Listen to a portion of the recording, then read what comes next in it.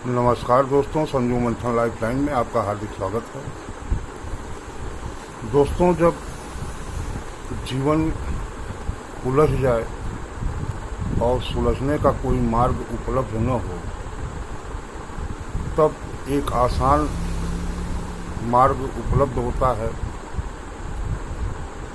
आत्मघाती मार्ग, आसान मार्ग, सरल मार्ग।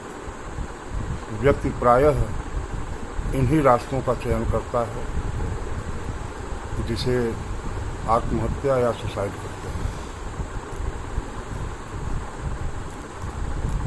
दोस्तों,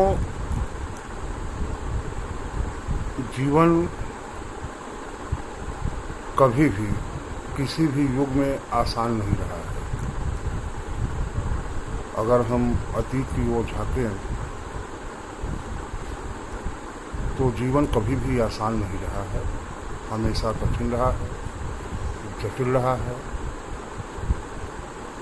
लेकिन आज के 100 साल पूर्व या 50 साल पूर्व आत्महत्या, सुसाइड जैसी घटनाएं अपवाद के रूप में होती थी। लेकिन वर्तमान में जीवन की आवश्यकताएं लगातार बढ़ती गई। जीवन कठिन से अति कठिनतम की ओर होता गया, जटिल होता गया। रिश्तों की जो ऊर्जा थी, जो ऊष्मा थी, जो जीवन का आधार था, वह भी क्रमशः कम होता गया। संयुक्त परिवार टूटते गए, एकल परिवार बनते गए। लोग आवश्यकताओं की पूर्ति के लिए अपने परिवार से दूर,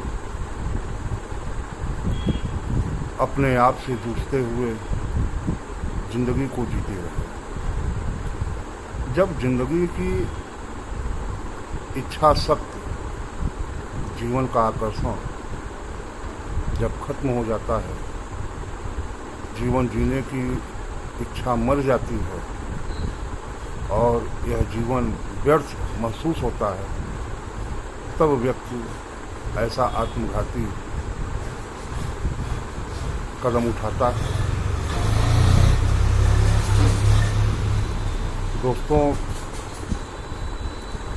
वर्तमान की स्थिति को देखते हुए यह समझ में नहीं आ रहा है, एक समाज की एक विकट विषम समस्या सामने आ रही है, जिसमें बच्चे, किशोर और युवा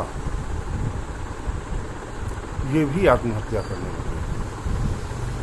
यह मनोवैज्ञानिकों के लिए, समाजशास्त्रियों के लिए बहुत बड़ी समस्या उत्पन्न हो गई। तो आइए देखते हैं कि ऐसे कौन से कारण हैं जिस वजह से व्यक्ति सुसाइड करता है या आत्महत्या करता है। तो उसमें जो प्रमुख कारण है, संघर्ष, जो व्यक्ति की मूल प्रकृति है, नेचुरल नेचर है, जिस चीज को व्यक्ति भूल जाता है कि संघर्ष और जीवन दोनों एक दूसरे के पर्यायवाची हैं। यह चीज हमें बचपन में महसूस नहीं होता। हम गिरते हैं, पड़ते हैं, उठते हैं, चलते हैं, दौड़ते हैं, ये प्रक्रिया निरंतर चलती रहती है। उस समय हमें ये महसूस नहीं होता, लेकिन जीवन जैसे जैसे आगे बढ़ता है तो हम अपने मूल स्वरूप को भूल जाते हैं। ये भूल जाते हैं कि यदि संघर्ष करने की इच्छा शक्ति नहीं होती तो जीवन ही नहीं मिलता, क्योंकि व्यक्ति को जन्म लेने की प्रक्रिया जो होती है वो निसंदेह बहुत ही कठिन होती है। और व्यक्ति में यदि संघर्ष की शक्ति नहीं होती, उसमें क्षमता नहीं होती, तो फिर वह जीवित ही नहीं रहता, क्योंकि वो एक कठिन प्रक्रिया होती है।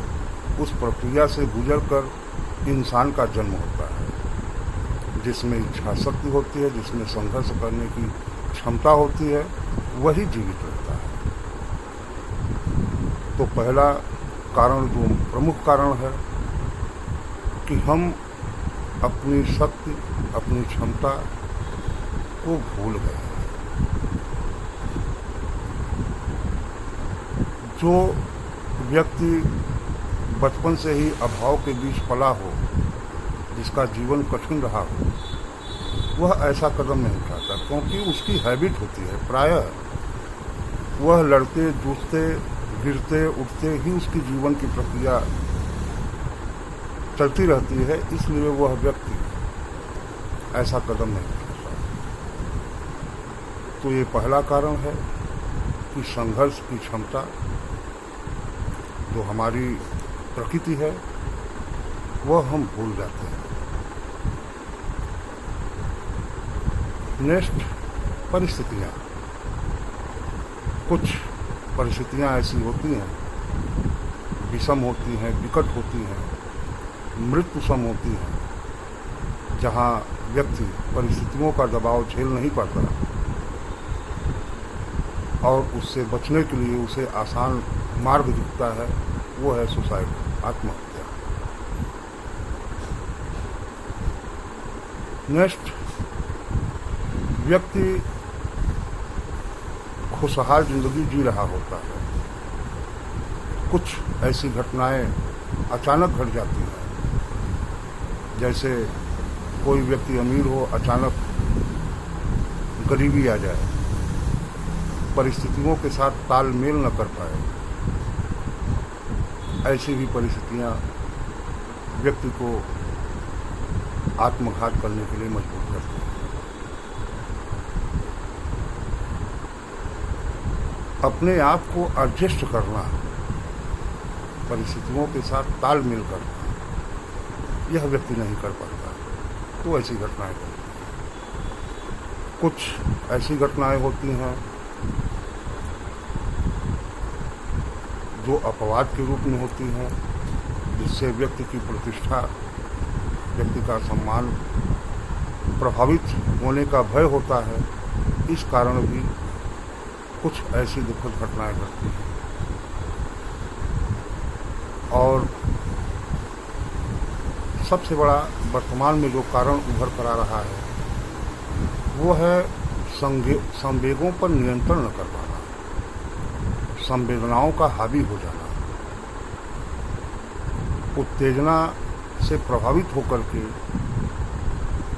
आजकल आत्महत्या किया जा रहा है। निसंदेह समाज की एक बहुत विकट और विषम परिस्थिति उत्पन्न हो गई है, जिसमें बच्चे, किशोर और युवा, सबसे बड़ी क्षति समाज की इन वर्गों से हो रही है, जो असमय मृत्यु को वरण कर रहे हैं और अपने परिजनों, अपने परिवार को पीड़ा और दुख दे रहे हैं। तो फिर दोस्तों, इससे बचने का उपाय क्या है? ऐसा कौन सा उपाय अपनाया जाए जिससे ऐसी घटनाओं से बचा जा सके? तो मोस्ट पॉइंट तो ये है कि आपका जन्म और मृत्यु दोनों आपके अधिकार में नहीं है, ये आपका कार्यक्षेत्र है ही नहीं। तो जो सब्जेक्ट आपका नहीं है, उस बारे में विचार ही न करें।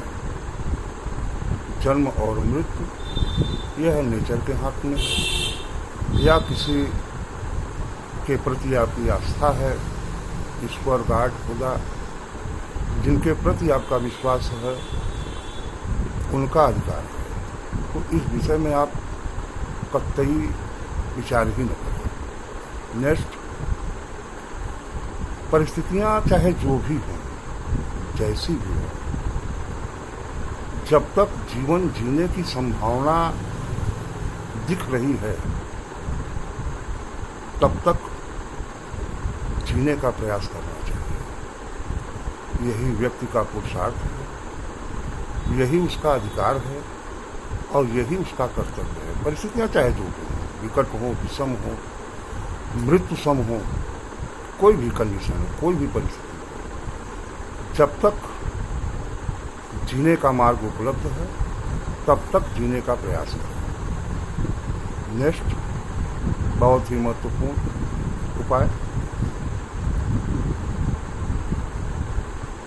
अपने आप को हमेशा वर्तमान में ही रखें। न तो अतीत को झांके, पास्ट में क्या हुआ था उसमें आप कुछ नहीं कर सकते। भविष्य में क्या होगा इस बारे में विचार मत करें। आपके हाथ में, आपके पास सिर्फ आज है, वर्तमान है, प्रेजेंट टाइम है। यदि आज सही सलामत गुजर रहा है तो गुजरने दीजिए, सिर्फ हमेशा वर्तमान में है। यह हमेशा ध्यान रखें कि सिर्फ हमारे हाथ में सिर्फ आज है, सिर्फ आज में ही रहे।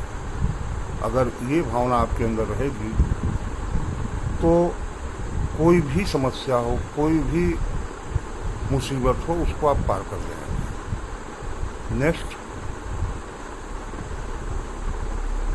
प्रकृति का ये शाश्वत नियम है परिवर्तन। यदि सुख आपके साथ नहीं रहा है तो दुख भी आपके साथ नहीं रहेगा। ये दोनों का क्रम है, आएंगे और जाएंगे, जिंदगी यूं ही चलती रहेगी। ये हमेशा मस्तिष्क में रखिए। यदि ये अच्छा वक्त आपके साथ नहीं रहा है तो बुरा वक्त भी नहीं रहेगा। ये विश्वास हमेशा बनाए रखें। नेक्स्ट, इस चीज़ को मस्तिष्क में रखिए कि जो कुछ हो रहा है, जैसा हो रहा है, अच्छा हो रहा है। जो कुछ होगा, जो कुछ होने वाला है वो अच्छा होगा। यदि ये भावना आपके मस्तिष्क में आएगी तो चाहे जो भी परिस्थिति हो, जो भी स्थिति हो, उसको आप आसानी के साथ एक्सेप्ट कर लेंगे। कुछ व्यवहारिक उपाय हैं जिनको भी आप अपना सकते हैं। एकाकीपन से बचें, अकेले न रहें। जब भी रहें तो लोगों के साथ रहें, लोगों के बीच में रहें, अकेलेपन से बचें। नेक्स्ट, अपनी समस्या को, अपने प्रॉब्लम को शेयर करें। मित्रों में, परिजनों में शेयर करें। इससे आपकी पीड़ा कम होगी, मन का भड़ास निकलेगा, मानसिक रूप से शांति मिलेगी। नेक्स्ट, जो सक्सेसफुल पर्सन है, संघर्षशील पर्सन है, उससे संबंधित बुक्स पढ़ें, फिल्में देखें, वीडियो देखें, अपने आप को व्यस्त रखें। नेक्स्ट, मैं ये नहीं जानता कि कोई सुपर पावर है या नहीं, आप इस पर विश्वास करें, मैं ये भी नहीं करता। लेकिन यदि आप आध्यात्म की शरण लें, मंदिर, मस्जिद, गुरुद्वारा, चर्च, जिसमें भी आपकी निष्ठा हो, जिसे आप एक्सेप्ट करते हो, यदि वहाँ अपने मन की पीड़ा को आप कहेंगे तो समस्या आपकी समाधान होगी या नहीं होगी, लेकिन क्रिया की प्रक्रिया नहीं होगी। कोई आपका उपहास नहीं उड़ाएगा, कोई आपका मजाक नहीं उड़ाएगा, कोई आप पर व्यंग बाण नहीं छोड़ेगा। इससे मन का भारीपन समाप्त हो जाएगा और आप अपने आप स्वतः शांत हो जाएंगे। दोस्तों,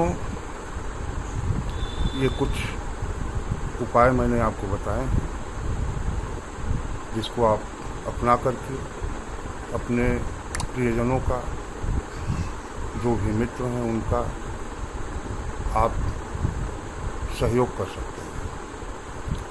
इसके अतिरिक्त दोस्तों, मैंने ई बुक के रूप में एक बुक लिखी है जिसका नाम है चक्रव्यूह और अर्जुन। राइटर संजीव कुमार संधू। मैं पुनः दोहरा दे रहा हूँ, चक्रव्यूह और अर्जुन, राइटर संजीव कुमार संधू। अमेजन पर उपलब्ध है, उसको आप पढ़ सकते हैं। वो आपके मित्र, एक दोस्त के रूप में कार्य करेगा और हमेशा आपके जीवन में सहायक रहेगा। आशा है दोस्तों, यह उपाय जो मैंने आपको बताए हैं ये आपके लिए लाभकारी होगा। पुनः मुलाकात होगी। नमस्कार।